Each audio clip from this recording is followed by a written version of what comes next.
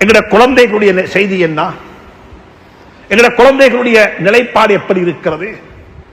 அவர்களுக்கு இஸ்லாத்தை சொல்லிக் கொடுக்க யார் இருக்கிறாங்க? அன்புக்குரிய நண்பர்களே, சகோதரர்களே, கொஞ்சம் நிதானமாக சிந்தியுங்கள்.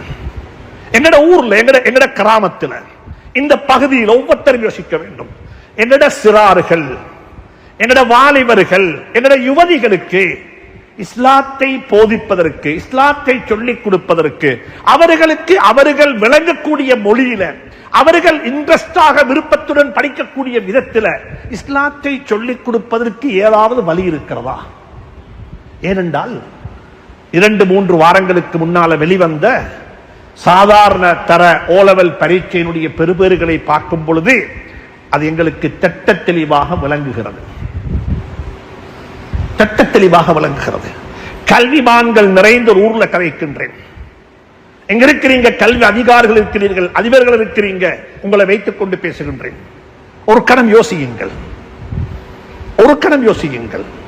விஞ்ஞான பாடத்தில் பாஸ், கணித பாடத்தில் பிள்ளைகள் பாஸ், அல்ஹம்துலில்லாஹ். நல்ல தொழிலுக்கு போவார்கள், நல்ல பல்கலைக்கழகங்களுக்கு போவார்கள், எல்லாம் நடக்கும் இன்ஷா அல்லாஹ். அவர்களுடைய இஸ்லாம் பாடம் எங்க இருக்கிறது? அவர்களுடைய இஸ்லாம் பாடத்துக்கு யார் பொறுப்பு? குறை சொல்லிக் கொண்டே இருக்கின்றோம். கடந்த 20 ஆண்டுகளாக அரசாங்கம் இஸ்லாம் பாடத்துக்கு யாரையுமே அப்பாயின்மெண்ட் பண்ணல என்ற அதை மட்டும் சொல்லிக் கொண்டிருக்கின்றோம். அதை சொல்லுவதனூடாக எங்களுடைய குழந்தைகள் சரியாகி விடுவார்களா? நாங்கள் சமூகம் என்ற அடிப்படையில் என்ன செய்திருக்கின்றோம்? மாற்றுமத்தை சகோதரர்களை பாருங்கள் கொஞ்சம். ஒவ்வொரு விகாரைகளிலேயும் ஞாயிற்றுக்கிழமை நாட்களில் அவர்களுடைய ஓலவல் பரீட்சைக்கு தேவையான பயிற்சி வகுப்புகள் நடைபெற்றுக் கொண்டிருக்கிறது, கற்பிக்கப்படுகிறது, சொல்லிக் கொடுக்கிறாங்க. ஏதோ ஒன்று நடக்குது. கிறிஸ்தவ சகோதரன் எடுத்துக் கொண்டால் அதை வினைத்திறனாக செய்து கொண்டிருக்கிறார்கள், கச்சிதமாக செய்கிறார்கள். நான் மிக அன்பாக சொல்லுகின்றேன், கண் விழித்து திறந்து கொஞ்சம் பார்க்க வேண்டிய ஒரு நிலைக்கு நாங்கள் தள்ளப்பட்டிருக்கின்றோம். முஸ்லிம்கள் பெரும்பான்மையாக வாழக்கூடிய பகுதிகளும் கூட இதை சிந்திக்க வேண்டும். முஸ்லிம்கள் சிறுபான்மையாக வாழக்கூடிய பகுதிகளும் சிந்திக்க வேண்டும். முஸ்லிம் பாடசாலைகளும் சிந்திக்க வேண்டும். முஸ்லிம் அல்லாத பாடசாலைகளில் படிக்கக்கூடிய முஸ்லிம் மாணவர்களை பற்றியும் நாங்கள் சிந்திக்க வேண்டும். ஏனென்று சொன்னால், இஸ்லாத்தை இந்த நாட்டில் ஒரு அதிகாரப்பூர்வமாக, சட்டபூர்வமாக படித்துக் கொள்வதற்கு இருக்கிற ஒரே ஒரு வாசல், ஒரே ஒரு சேனல் அந்த புத்தகம் மட்டும்தான். வேற எதையும் எந்த சந்தர்ப்பத்திலும் அரசாங்கத்துக்கு நிப்பாட்டலாம், அரசாங்கத்துக்கு கேள்வி கேட்கலாம், அதிகாரிகள் வந்து எங்களை கேள்விகளுக்கு உட்படுத்தலாம். ஏன் அங்க போனீங்க, ஏன் இதை படித்தீங்க, ஏன் இதை வாசித்தீங்கன்னு கேட்கலாம். ஆனால் கேள்வி கேட்கப்பட முடியாத அங்கீகாரம் உள்ள ஒன்றே ஒன்றுதான் இந்த 10ஆம் ஆண்டு ஜிசி ஓலவல் பரீட்சைக்கு இருக்கிற இந்த பாட சிலபஸ். நான் ஒவ்வொரு ஆலிமுக்கும் சொல்லுகின்றேன், கண்ணியமாக சொல்லுகின்றேன், முறையாக சொல்லுகின்றேன்.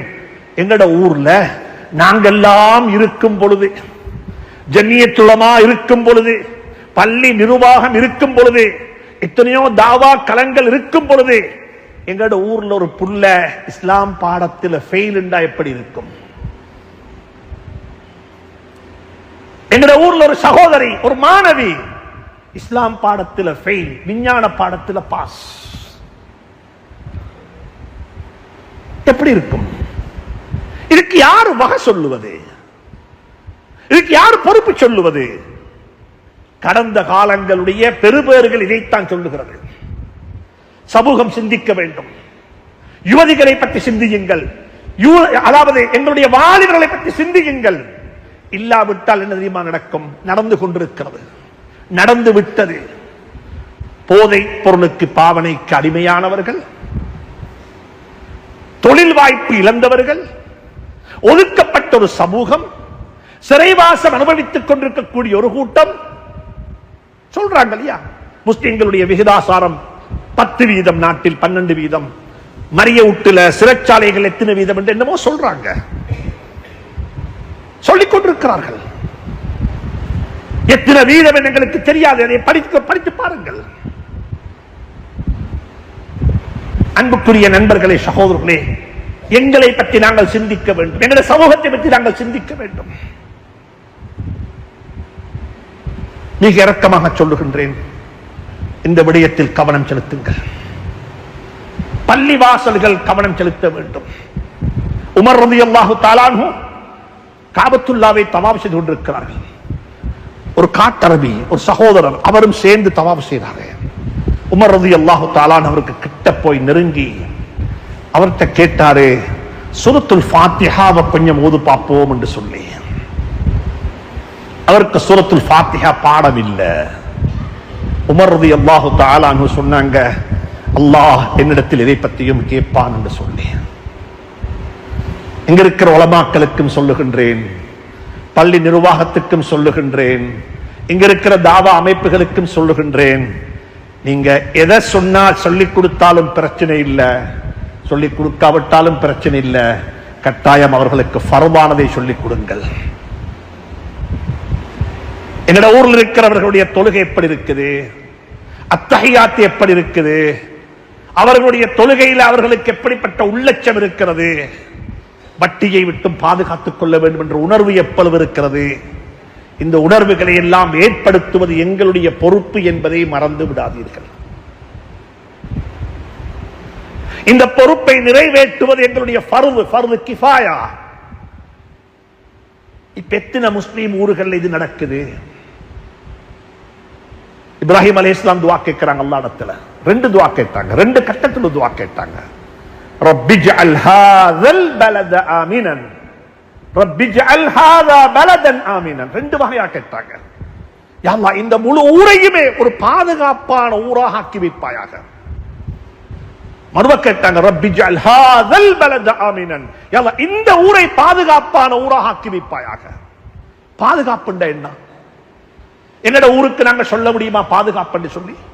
நாங்க சொல்றோம் எங்கட ஊர் பாதுகாப்பு ஒரே ஒரு அர்த்தம் தான் எங்களுக்கு தெரியும். பாதுகாப்பு என்ன? பாதுகாப்பு, அயல்ல வாழக்கூடிய மாற்று மதத்தை சார்ந்தவர்கள் எங்களுடைய ஊரை தாக்க மாட்டார்கள். அயல்ல வாழக்கூடிய மாற்று மதத்தை சார்ந்தவர்கள் எங்களுடைய ஊருக்கு கல்லடிச்ச மாட்டார்கள். அயல்ல வாழக்கூடிய மாற்று மதத்தை சகோதரர்கள் எங்களுடைய ஊருக்கு படையெடுக்க மாட்டார்கள். எங்களுடைய ஊர் ஒரு பாதுகாப்பான ஊர் என்று சொல்லி நாங்கள் அதற்கு வரைவிலக்கணம் கொடுத்து விடுவோம். ஆனால் இப்ராஹிம் அலைஹிஸ்ஸலாத்து வஸ்ஸலாம் அந்த கண்ணோட்டத்தில் மட்டும் அந்த துஆவை கேட்கவில்லை.